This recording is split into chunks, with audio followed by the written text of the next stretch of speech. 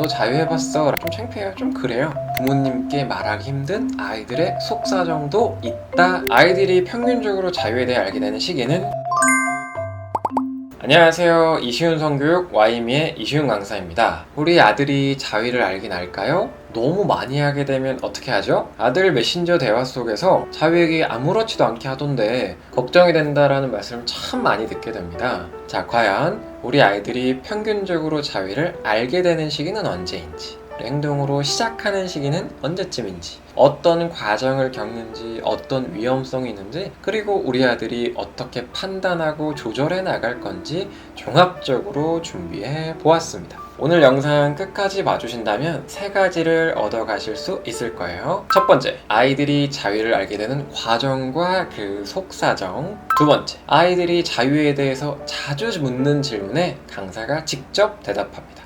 세 번째, 위험한 자유의 형태와 양상을 준비해봤습니다. 자, 본격적인 내용 시작해 보겠습니다. 첫 번째로 아이들이 자유를 알게 되는 과정과 속사정입니다. 우선 아셔야 하는 부분은 자유에 대해 부모님께 말하기 힘든 아이들의 속사정도 있다는 점입니다. 무슨 속사정일까요? 자유에 대해서 처음 접하게 되는 과정은 다소 예상치 못한 순간과 방법으로 내 눈앞에 펼쳐지고요. 이해가 바로 되지 않는 단어들과 표현들로 점철됩니다. 앞서 보여드린 일러스트에서처럼 성에 대해 많이 알고 표현하는 친구를 통하거나 댓글을 통해 컨텐츠를 통해 자유에 대해서 알게 되는 아이들이 많았습니다. 예를 들어서 중학교 1학년인데요. 입학하고 얼마 안 돼서 친해지는 과정인데 성이랑 게임 얘기 위주로 하더라고요. 자유 이렇게 막 손동작을 해가면서 자유를 안 하거나 자유에 대해서 모르는 친구들을 무시하듯이 너 이것도 몰라? 문화적 찐따야? 문찐이야? 아, 약한 남자네? 하남자 특? 이러면서 얘기를 하더라고요. 이 나이 때는 당연히 해야 되는 것처럼 말하고 저를 찌질하는 것처럼 몰아가던데 진짜 꼭 해야 되는 건가요? 이게 아이들의 실제 언어였어요. 아이가 자유에 대해 처음 접할 때 느낀 감정이 소중하고 희망차고 설레고 당당하기만 할까요? 아닌 경우가 더 많았습니다. 보통 자유에 대해 저희도 처음 알게 된 순간을 돌이켜보면 어쩌다 알게 됐고 신기하기도 했지만 다소 쑥스럽고 부끄럽기도 했고, 강한 표현을 알게 된 친구는 죄스럽거나 일탈하는 느낌마저 든다라고 하기도 하더라고요. 자, 이렇게 네거티브한 면을 포함해 인식하게 되는 자유라는 것에 대해서 편하게 부모님께 말한다면 부모님이 나를 어떻게 바라볼 거라고 바로 인식할까요? 아, 좀 부정적으로 나도 받아들였으니까 엄마 아빠도 좀 부정적으로 받아들일 수 있겠구나. 나를 성에 유난히 관심 많은 애, 문제 있는 애 라고 생각할 것도 같아서 말하지 않게 된다. 아, 이거 말하기 좀 불편해요. 좀 창피해요. 좀 그래요. 이런 반응이 많아요. 그러니까 부모님께서 아들에게 딸에게 너 자유해봤어? 라는 질문을 하시더라도 대답이 없거나 모르는 것처럼 진짓 이런 모습을 보일 가능성이 높다는 거죠. 묻지 말아주세요. 이런 아이들의 속사정, 첫 인식 과정이 있습니다. 자, 우리 아들이 자유를 알긴 아나요? 너무 많이 하게 되면 혹시 어떻게 되나요? 라는 말씀들 많이 하세요. 사실 이 내용에서도 보면 부모님 입장에서 걱정과 염려가 많이 깔려 있구나. 적당히 해야 한다. 너무 많이 하는 건 아니지. 자신의 몸을 아낄 줄 알아야 돼. 라는 조언에 가까운 말들이 나가지만 자칫 아이들에겐 잔소리로 느껴질 수 있는 말들이 이어지게 될 수 있어요. 잔소리가 될 수 있는 말이 한 줄기라도 따라 붙는다면 아이들은 나를 부모님이 염려할 만한 존재, 혹은 괜히 이런 얘기 꺼내게 만든 트러블을 일으킨 존재라고 느껴지게 할 수 있습니다. 부모님께서 아무리 편안하게 얘기하시고 캐주얼하게 타박하는 스탠스가 아니시더라도 주제 자체가 만들어내는 긴장도가 다소 높습니다. 이것이 아직 우리의 문화이기도 하고 현실이기도 해요. 그래서 굳이 아이와 자유란 이슈를 꺼내서 서먹해지고 멀어지는 등 관계의 불편함을 가져올 필요까지는 없다라고 생각합니다. 자, 본격적으로 아이들이 평균적으로 자유에 대해 알게 되는 시기는 초등학교 고학년에서 중학교 1, 2학년이었습니다.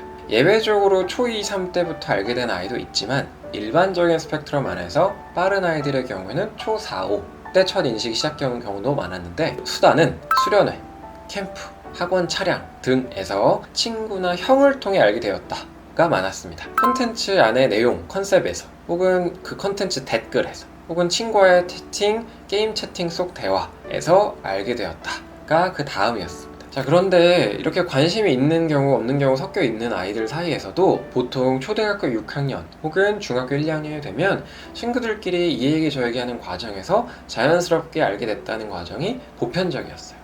욕설만 해도 친구들이 A발, B발, C, 이렇게 알게 되는 과정이 있잖아요. 이 대화의 흐름과 크게 다르지 않다고 보셔도 될 것 같습니다. 결과적으로 무작정 계속 자유에 대해서 모르게 하고 이 주제를 아이가 막상 피하기만 하기는 어려울 수 있다. 앞서 주신 내용 중 아들 메신저 대화에서 친구들과 자유 얘기를 아무렇지도 않게 하게 되더라. 너무 걱정됩니다. 자, 저희가 이제 재산에 대해서, 경제적인 거에 대해서 아주 가까운 사이에 툭툭툭툭 던지는 것과 크게 다르지 않아요.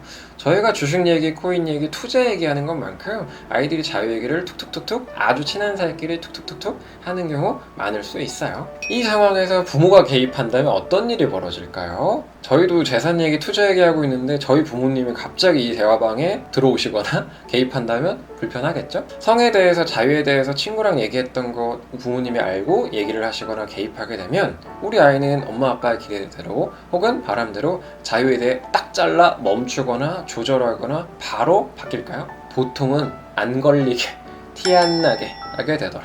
현재 아이가 위험한 자유 형태와 양상을 보이는 상황이 아니라면 자유에 대해서 부모님께서 한마디 하려고 했던 거 혹시 있으셨다면 멈춰 주세요. 일상을 함께하는 존재이기 때문에 자유라는 내밀한 주제에 아주 개인적인 감성이 섞인 주제는 대화하기 어려울 수 있어요.